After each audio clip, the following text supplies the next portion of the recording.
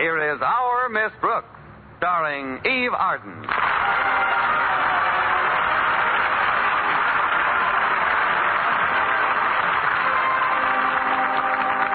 Last Friday was Student Government Day, a day upon which the entire administration of the city is handed over to high school pupils who have been elected by their classmates. Well, ordinarily, our Miss Brooks, who teaches English at Madison High School, would have very little to do with this event. But unfortunately, Miss Johnson, the civics teacher, took ill on Thursday, and our principal, Mr. Conklin, suggested that I take over her class. Of course, I didn't have to accept the assignment. I just figured that teaching is better than being totally unemployed. In some states, it's better. At any rate, I conducted Miss Johnson's civics class on Thursday, and on the subject, what would I do if I held public office, the class and I had quite a spirited discussion. And in view of later developments, I'm sorry I didn't listen. But Friday morning finally rolled around, and the entire student body and faculty gathered in the assembly hall to hear Mr. Conklin officially proclaim it Student Government Day. Mr. Boynton, my bashful biologist, was sitting in the front row. And accidentally, with the aid of two bloodhounds, I found myself sitting right next to him. Oh, hello, Miss Brooks. Why, Mr. Boynton, this is a surprise. To you, anyway. I didn't see you sit down. I believe I left my notebook on that seat. It's just some lecture notes on the North American porcupine. Oh, sorry, Mr. Boynton. I didn't even notice it. He must have pulled in his quills. Here you are. Oh, thanks. I'll just hold it in my lap. Why don't we let the notebook have the seat and you could hold... No, not in school like that. You know, Miss Brooks, something just occurred to me. We're always sitting next to each other in assembly. Fate seems to be throwing us together. Compared to my throwing, fate is a sandlot pitcher. But perhaps you're right, Mr. Boynton. Maybe we should give fate a helping hand. I'm free for lunch today. How about you? Or would you rather ask me? Or am I being too subtle? Oh, darn that bell. I'll have to get him in the next round. Students, faculty members, and honored guests. First of all, as your principal, I would like to announce that because this is Student Government Day, school will be suspended. Please, please, please. I sympathize with your disappointment. As you know, Student Government Day has been tried successfully in many other communities. And I have always been ready to experiment in any progressive plan to foster good citizenship. That is why you see before you on this platform our honored guest, Mayor Remsen. Now, Mayor Remsen, would you care to say a few words? Of course not. He only brought those 9 pages along to put his gum in. Thank you, Mr. Conklin, for your generous introduction. As I look out upon this ocean of young, eager, intelligent faces, a tide of emotion swells up in me. I'm getting a little seasick myself. And as I think of the glorious future which this community can look forward to at the hands of these youths, I am deeply touched. I have always been well informed on the affairs of young people. He ought to be. He's kissed so many babies you can't see his tie for the pablum. And so it is with considerable pride that I now inaugurate for the first time in this community Student Government Day. Therefore, without further ado, it is my pleasure to introduce to you your duly elected mayor, Miss Harriet Conklin. You may applaud now. Thank you. My constituents, friends, and Mayor Remsen, I intend to show this community something new and different by making my term of office a clean and honest administration. Well, now... We will not tolerate graft and corruption. We know. Thank you, Harriet Conklin. As Miss Brooks said in our civics class yesterday, the racketeers must go, no matter what politician is protecting them. Oh, that Miss Brooks certainly is a card. That will be all, Harriet. Did you really say that in civics class? I don't know. I wasn't listening. Mayor Remsen, allow me to apologize for my daughter's enthusiasm. She was obviously referring to the aims of city government in general, without realizing that those aims have already been attained in our community. Gosh. And now, it is my extreme pleasure to introduce the student who has been elected your chief of police, Walter Denton. Thank you, friends. As your incumbent police chief, I cannot re-emphasize too forcefully the remarks Miss Brooks made in civics class yesterday. To wit, every crook and grafter who has been mulcting the city treasury of funds has got... Thank you, Chief of Police Walter Denton. I haven't finished my speech. Oh, yes, you have, Denton. But Mr. Conklin, as Miss Brooks said just yesterday... This is not a symposium on the memoirs of Miss Brooks. Or maybe it is. Miss Brooks, you here? No, I couldn't make it today. What's that? Oh, there you are. Before we go any further, isn't there something you'd like to say? Yes, sir. Is there a doctor in the house?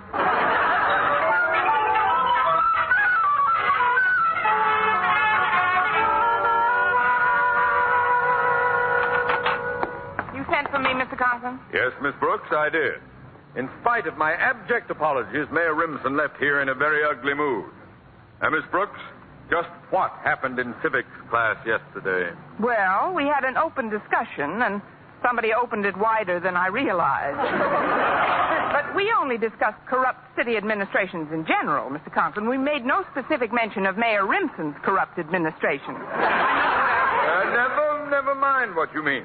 Thanks to you, we've got a band of young malcontents on our hands. Why, not 5 minutes ago, a student delegation was in here demanding a 3-day school week. And that's not all. They also informed me that they would like a 4-hour day, starting from the moment they leave home till the moment they arrive back there. And portal to portal.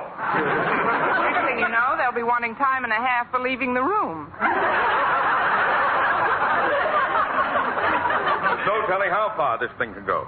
They've got the whip hand. They're in public office today. Student Government Day indeed. Whoever thought up that crack-brained idea ought to have his head examined. Bend over, Mr. Conklin. What? It was your idea. Oh, well, don't change the subject. There's no telling. As I was saying, there's no telling what that student reform party is capable of doing. Miss Brooks, it's up to you to see that they stay out of mischief. But, Mr. Conklin, you said this was a holiday, and I've got a very important lunch date to make. Well, I'm sorry, Miss Brooks. You've got to chaperone those students. But, Mr. Conklin... Dismissed, But, Miss Brooks. I said fall out. On the double. Aye, aye, sir. Fine way to spend a holiday, chaperoning a bunch of... What am I running about? I'm halfway down the hall. Oh, that's funny. I stopped right outside Mr. Boynton's biology lab. Well, I might as well go in now that I'm here. Oh, hello, Miss Brooks. Well, say, I hope Mr. Conklin wasn't too severe with you. Not at all, Mr. Boynton. How are you at setting bones? And speaking of lunch, which you weren't, the date we almost had, but didn't quite because you didn't get around to asking me, and which I was going to talk you into, but which I would have had to cancel because Mr. Conklin wants me to chaperone the students who are acting as government officials today. Oh, just a minute, Miss Brooks. I can't quite follow you. Me either, Mr. Boynton. I suppose I'm trying to apologize for standing you up. When? Today. You were supposed to have lunch with me today? How nice of you to ask me. Shall we say those front steps in 15 minutes? Oh, but... I just want to powder my nose and fix up a bit. But you said something about chaperoning the... Oh, that can wait till after lunch. See you in a little while, Mr. Boynton. I wonder if I'm playing too hard to get. Now, if I can just avoid Her Honor the Mayor and Walter Denton. Oh, Walter, there's Miss Brooks. Uh-oh. Hiya, Miss Brooks. We've been looking for you. I've been lurking from you, too. Miss Brooks, as mayor of this community, I feel that I have you to thank for many of my high ideals. Me too, Miss Brooks. When you stood up in civics class yesterday with a kind of glowing, luminous light emanating from your skull and your chalk poised in front of the blackboard, you know who you reminded me of? Joan of Arc at the Battle of the Erasers. Look kids. I promised Mr. Conklin I'd chaperone you today, but I have... Miss Brooks. We're really going to clean up this town. You've no idea what's going on in this town, Miss Brooks. If you'll just stick with us, we'll show you graft and corruption, infamy and greed. I'd rather have Mr. Boynton show me spaghetti and meatballs. Now, if you'll just keep quiet about it, I'll meet Mr. Boynton for lunch. Lunch? But what about the ideas of decent, honest government that you had yesterday? Yeah, and don't you want to be in it to kill? Who are we killing? I'm afraid we'll have to take an executive action, Walter. Right. Miss Brooks, I assume you still believe in obedience to duly elected authority? Of course I do, Walter. Then, as chief of police, I hereby appoint you deputy sheriff. For the rest of the day, Miss Brooks, you'll take orders from me. But, Walter... Silence? Oui, mon capitaine. Here, with this badge, I hereby make you a deputy sheriff. Look, Walter, to you I'm a deputy sheriff, and to Harriet I'm a deputy sheriff. But to a deputy sheriff, am I a deputy sheriff?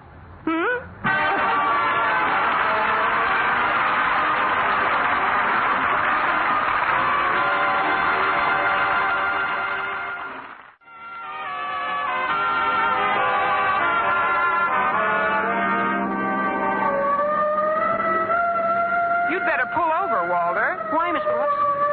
Oh, the siren. No, that's on our car. I put it on this morning.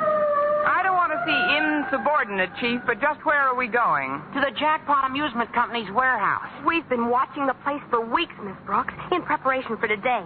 And we've seen truckloads of slot machines delivered there. Slot machines? Sure. The kind they put in the back of candy stores where little school kids can spend their lunch money in a futile effort to get rich quick. You know, where you pull a lever and try to hit as many bumpers as possible. Oh, the game I play in my car. Bad. It's the one-armed bandits that keep the kids broke. Oh, they're all fixed. Fixed? Sure. If a machine pays back more than 5 cents on the dollar, they break its arm. Here we are, the Jackpot Amusement Company. What are we going to do here? We're going to raid the place. We three? Now, there's another bunch of kids coming any minute. You see, the fire commissioner had to go home and change his pants. He tore him sliding down the pole at the firehouse. Well, are you all ready, men? Speaking for some of us men, no. Now, when I blow my police whistle, we'll charge. Sorry, I don't have an account here. Let's go. I'm with you, Walter. Oh, now, Walter, Harriet, listen. Let's go to a movie. Open up in the name of the law. Are you going to open up, or do we have to break it in? Walter, please. Stand in back of Miss Brooks, Harriet. Oh, fine. Now they're going to use me for a battering ram. What's going on out here? Trick or treat. What's that? Are you one of the employees of the Jackpot Amusement Company? What if I am? You're under arrest. What? Miss Brooks, you're a deputy sheriff. Arrest this man. Pull over to the curb, bud. Look, lady, I'm a busy man. Why don't you just take your kids over to the playground and shove them down a sharp slide? Now beat it. Oh, resisting arrest, eh? This may go hard with you, my good man. What's going on here? Who blew the police whistle? I did. Officer, arrest this man. What did he do? He tried to get fresh with you, lady. No, and that's the story of my life. And what do you want him arrested for? Yours not to reason why. As your chief of police, I gave an order. Your duty is to obey. How does that go again, Sonny? You heard him, officer. As mayor, I decree that you arrest this individual. Now, let me get this straight. You're the mayor, and he's the chief of police. Ah. Who are you, lady? I'm Joan of Arc, and stop breathing on my armor. I do not wish to be rude, but I have to go in now. You see, I am Little Miss Muffet, and I have to go sit on my tuffet for a while. This is your last chance, officer. Arrest that man in there, or tomorrow you'll be pounding a beat in a swamp. Oh, pounding a beat in the swamp, is it? Do you realize this is insubordination? Oh, insubordination, is it? You've just got to arrest that man. Oh, arrest that man, is it? This is getting monotonous, was it? Look, folks, why don't you all run along and we'll forget about the whole thing? Oh, that settles it. Miss Brooks, arrest this policeman. Arrest this policeman, is it? Now, don't start that again. Will you go quietly, or do I have to use the bracelet? Take it easy, lady. We'll settle this in a minute. That doesn't frighten anybody. I got one of those, too. Good for you, Sonny.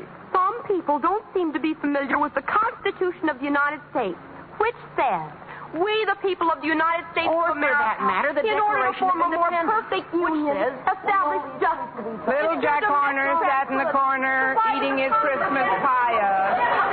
He stuck in his thumb and pulled out a plum, and along came the Black Mariah.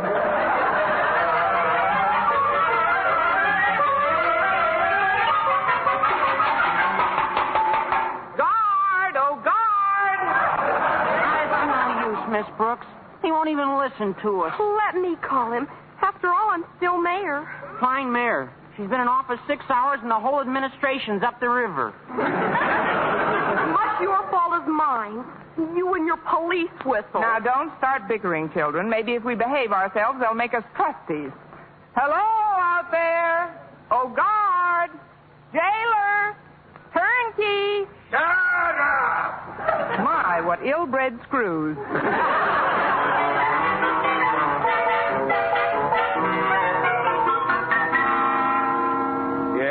Yes, Mrs. Denton, I'll call you the minute I hear from Walter. Goodbye. Imagine that, Martha. Mrs. Denton wanted me to call the police department. How would they know where her son Walter is? I can't understand it, Martha. You can't understand what, Osgood? That's the 5th parent who's called me up to ask why her child hasn't come home for dinner yet. You'd think they'd keep track of their children and not suddenly discover at 7 o'clock that they haven't come home for dinner yet. By the way, where's Harriet?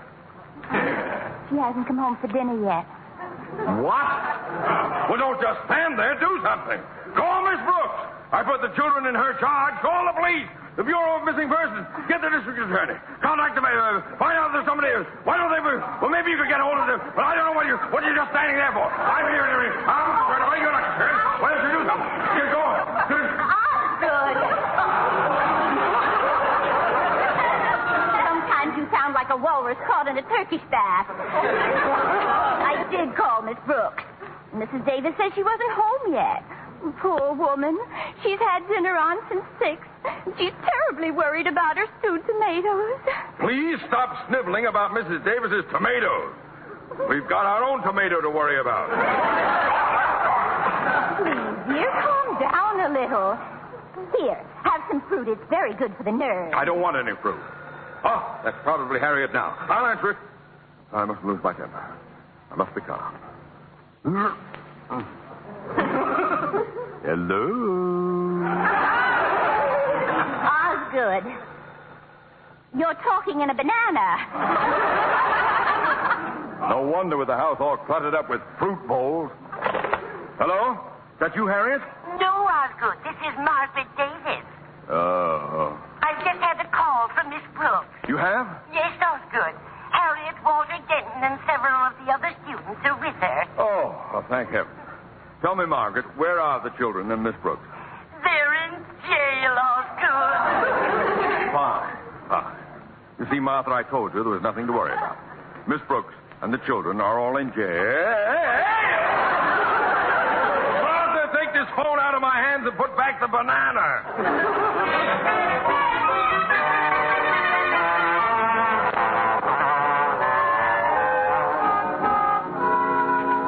The prisoners, young fella. You may talk with them, but don't try to pass anything through the bars. Oh, thank you. Where's Mr. Boynton? Hi, Mr. Boynton. We've been framed. About that luncheon date, I don't think I can make it. What is all this, Miss Brooks? Haven't you heard? We're celebrating Student Convict Day. We were only doing our duty as public servants. But Mayor Rimson must have forgotten to notify any of the other authorities. Yeah, we raided some racketeers, and the next thing we knew, we were in the pie wagon. Well, they have no right to hold you here. Oh, officer. Officer. What is it now? Why, there's been a mistake. Please open this cell and let these people out of here. Oh, let these people out of here, is it? Well, yes, it just happens that I've had quite a bit of legal training in addition to my biological background, and I can tell you that you have no legal basis upon which to hold them any longer. Good for you, Mr. Boynton. That's telling him, Mr. B. And furthermore, I'm sure you don't want to get into any trouble. Oh, I don't I? Tell him you'll have him pounding a beet in the swamp. If you persist in this belligerent attitude, you're liable to be pounding a beet in a swamp. That's done it. I knew you'd see it my way. At last, Mr. Boynton, just you and I and the children. Absurd. I don't belong in this cell. Now behave yourself, or I'll put you in solitary. Oh, there you are, Connie. Why, it's Mrs. Davis. I would have been here sooner, but I just had to stop at the mass meeting. What mass meeting, Mrs. Davis? Oh, Mr. Boynton is with you. How nice. Please, Mrs. Davis, we've got to get out of here now. If you'll only... Everybody in town was there, Connie. And I told them what you said to me on the phone about Student Government Day being run all wrong. Good for you, Mrs. Davis. Now maybe we'll get some action. Where's the Brooks cell? The line forms on your left. I also told those parents how you said that if you had been running Student Government Day instead of Mr. Conklin, there wouldn't have been so much dunderheaded bumbling. Bumbling? Oh, hello, Osgood. We were just talking about you. Anybody want to buy a used teacher's license? Well, I guess I'll be running along. Now that Mr. Conklin's here, I'm sure there's nothing further to worry about. Miss Brooks, how could you put... Why did you have to...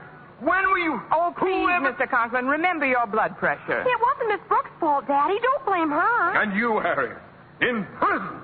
How could you do this to me? My own flesh and blood. If you've got his blood, Harriet, you better watch your pressure, too. Quiet, gentlemen. Miss Brooks, my painful duty to inform you that you are under suspension for conduct unbecoming a teacher. Have you anything to say in your own defense? Yes, Your Honor. I'd like a new trial. On what ground? On the grounds that I'm not doing so well in this one. We'll discuss that at the proper time. Meanwhile, you children remain here in Mr. Boynton's charge until I can arrange to have... Mr. Boynton? Hello, Mr. Conklin. What in the world are you doing here? I'm just visiting, Mr. Conklin. One of those guests you just can't get rid of. Well, we'll see all about this. I'm going straight to Mayor Remsen's office. I'll handle this matter personally. But what'll I do in the meantime? With a little luck, 30 days.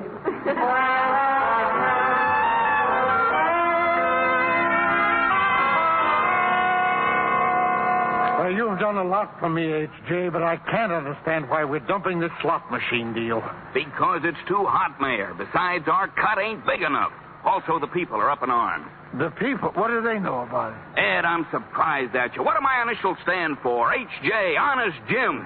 I'm the people's friend, Ed, and we got an election coming up. We can't afford to let the people get upset, or the first thing you know, they'll start thinking for themselves. And then where are we? Okay, Jim, okay. I'll have the jackpot company get rid of those machines right away. No, I've got a better idea. Ed, you're going to make yourself a hero with every parent in this community. Huh? You're going to let the kids do this job, the kids who were elected to public office for this one day. Wonderful, Jim, wonderful. I'll call all my department heads, and I'll tell them the students holding office that I have complete authority. Fine, Ed. It's democracy in action. That's what it is. Yes, sir, democracy in action. And Mayor Remsen is solidly behind it. Until after election.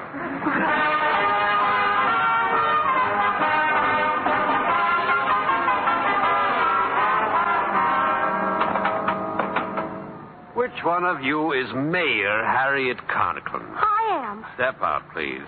Now, which one of you is Chief of Police Denton? Oh, that's me. Come on out. I've had orders to release the both of you. Oh, but what about Miss Brooks and myself? Sorry, my orders didn't say anything about you two.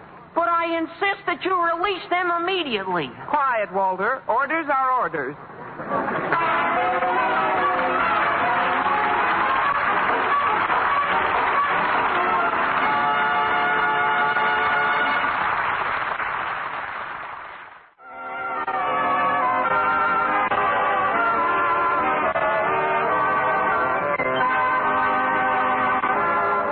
And now, once again, here is our Miss Brooks.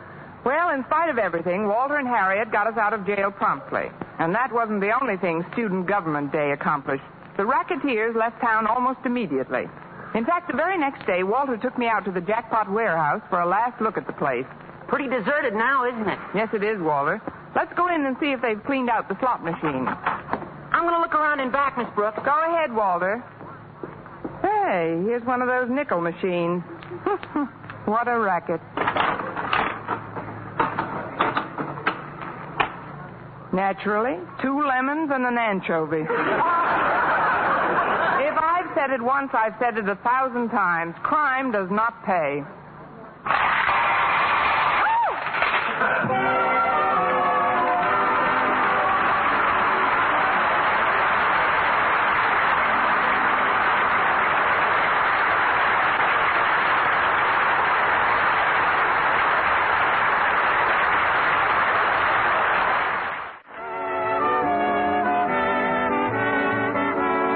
Miss Brooks, starring Eve Arden, was produced and directed by Larry Burns, written by Arthur Alsberg and Al Lewis, with the music of Lud Bluskin.